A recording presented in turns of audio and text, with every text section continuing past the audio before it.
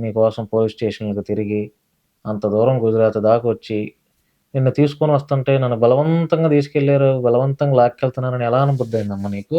అప్పుడు నాకిష్టం లేకుండా తీసుకొస్తున్నారు కాబట్టి ఏమిష్టం బలవంతంగా లేదు? అని చెప్పాను. నువ్వేమన్నా ఇప్పుడు నువ్వేమన్నా ఒక మగాడితో ఇప్పుడు ఎళ్ళావా? నేను నమ్మి వెళ్ళాను కదా! సో, అక్కడి నుంచి సడెన్‌గా ఇలా తీసుకొచ్చేస్తుంటే నేనింకా బలవంతంగా తీసుకొచ్చేసారని చెప్పని అన్నాను. అంటే మరి 23 ఏళ్ల పెంచినటువంటి కన్న తల్లిదండ్రుల నేను ప్రేమ, వాళ్ళని తప్పు పట్టట్లేదన్న. వాళ్ళ మీద మరి ఇద్దరు ప్రేముంది. అన్నయ్యల ప్రేమ? వాళ్ళనడిగాను.